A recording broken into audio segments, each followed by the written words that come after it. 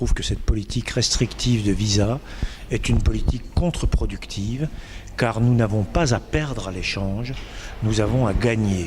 Et je pense que ceux qui jouent ce jeu sont des petits joueurs qui ne voient pas, qui ne savent pas tracer un avenir et pour la jeunesse française et pour la jeunesse européenne, et je dirais même au-delà, pour la jeunesse du monde. Et comment vous voyez justement cette Union européenne évoluer dans les prochaines années ? Tout n'est pas perdu, parce que je pense que là, nous sommes à un stade de stagnation.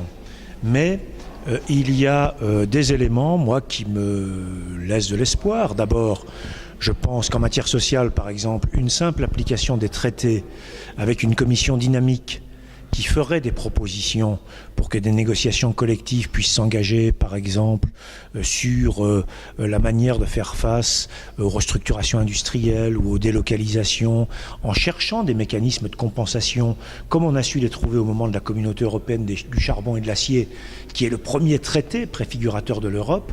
Si on avait une commission dynamique là-dessus, on pourrait bouger. Ce qui me laisse un peu d'espérance, donc les instruments sont là. Il n'y a pas beaucoup de choses à bouger dessus. Il y a des progrès à faire sur le terrain économique, mais ça commence doucement à venir. Ce qui me laisse de l'espérance, c'est qu'on a un Parlement européen, on l'a vu ce soir, qui est dynamique, qui est beaucoup plus représentatif qu'il ne l'a jamais été, qui est maintenant composé de gens qui ne sont pas là par défaut, mais qui ont fait le choix d'être parlementaires européens et qui commencent dans ces débats à peser sur l'avenir de l'Europe.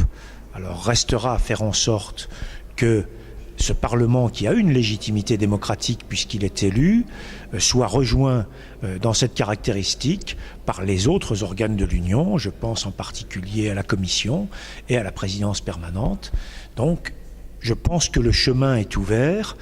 Il faudra veiller à ce qu'il soit poursuivi. Et quand on voit des jeunes ici s'occuper de ces questions en direct et en détail, je pense qu'il y a des raisons d'espérer. Un dernier mot sur un secteur qui vous touche particulièrement. De quelle façon vous voyez évoluer le mouvement syndical européen ? Le mouvement syndical européen aujourd'hui reste, en ce qui concerne la Confédération européenne des syndicats, bien centré sur la poursuite, l'approfondissement, je dirais, de la construction européenne.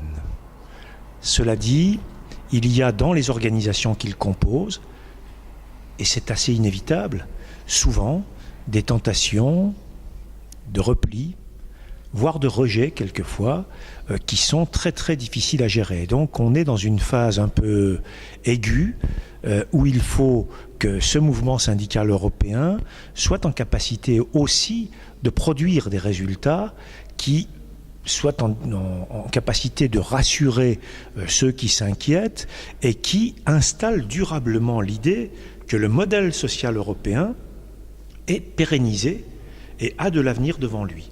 C'est une tâche très difficile. La nouvelle responsable, Bernadette Segol, que je connais très bien, a largement les capacités pour mener ça.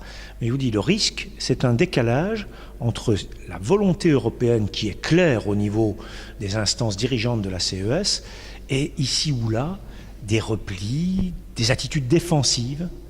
Il y a les craintes l'emportent sur la volonté de proposition, alors qu'on a connu toute une phase du développement européen où la volonté de proposition dominait, y compris sur les craintes, et permettait de franchir des étapes. Donc il faut rétablir cet équilibre. C'est une question de temps, c'est une question de volonté politique, mais je crois que la volonté y est. Parfait. Merci beaucoup. Je vous en prie. Rendez-vous pour une prochaine édition ? Pour une prochaine édition, bien sûr, avec plaisir.